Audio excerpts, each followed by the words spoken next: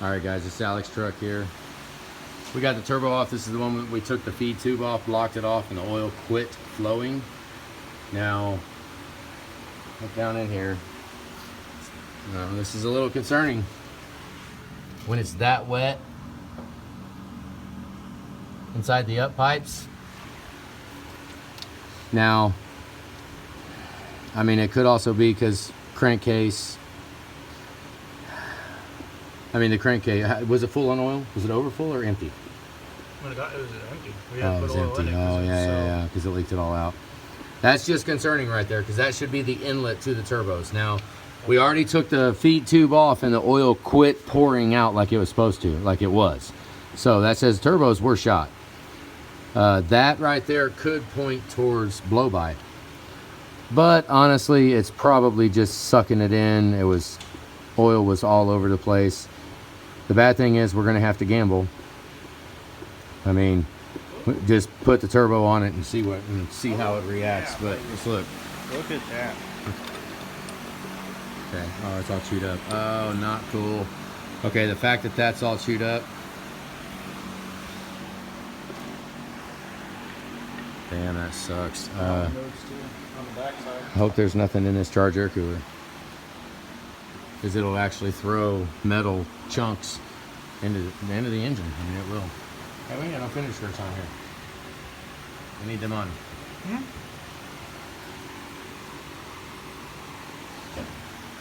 Okay, so I mean, at least the turbo is, but that oil, the up pipes being that wet. I mean, generally when the up pipes are that wet, I mean, it could have been leaking exhaust out of there and when out of here, and when you shut the truck off, there's oil leaking out of it, and it could run down, and then when you start it up the next time, it throws the oil all over the place because it's actually going in. So, I mean, we're just gonna have to gamble with that, because, I mean, all 6.4s have a little blow-by. All 6.4s have crankcase oil. We're just gonna have to put this set of turbos on and let it burn off all the crap.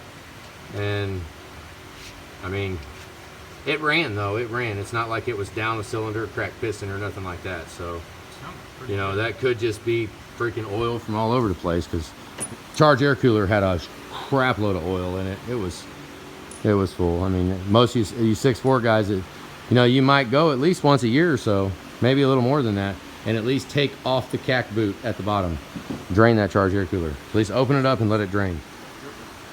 It's dripping right now. Yeah, it's dripping right now from it. We tend to do that. We take them off and let them sit and drain as long as possible, because that charge air cooler will hold a crap load of oil, and then you get a real hard acceleration, you get too much oil in there, that's when it sucks oil up in the intake, and boom, there you go, bye-bye engine. Interference rods, it'll bend rods, it'll do all kinds of shit. Normally that's what, it'll bend rods when it runs away. But I don't know, I just thought I'd show that. That's pretty concerning right there. That normally, if this wasn't if we wouldn't have already tested by blocking off the oil flow, and it did stop the oil, I'd be saying we got something wrong with a cylinder or a piston, or who knows. But this truck runs good, idles good, so we're gonna go ahead and just set the set of turbos on it and burn all that off, and let's see what happens. Because, I mean, the alternative is to just yank the whole engine out and rebuild the damn thing. So let's not do that. I don't think it's there yet. I think it's got life left in it. I'm gonna gamble that this is just oil that has been thrown all over the place. And honestly, it's pretty dark too. I don't know what the oil change intervals was, but well, you know, that'll tell sludge. I mean, a lot of times, you know, turbos, I mean, they'll go for no reason at all. Absolutely, turbos will. But they'll also go from lack of oil in a second. That one was the same way. Lack of oil, sludge everywhere, took the turbo out. That was the first thing that went, was turbo start smoking. So we're gonna gamble that that's what this is. I would like to go ahead and get the EGR provision pipe out and go ahead and do the front half.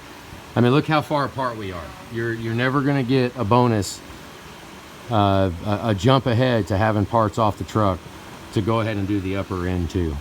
You know what I'm talking about. So we'll just leave it at there. But that pipe, it'd be nice to have that pipe gone. And honestly, in another perfect world, I mean, this is a freaking beautiful damn truck.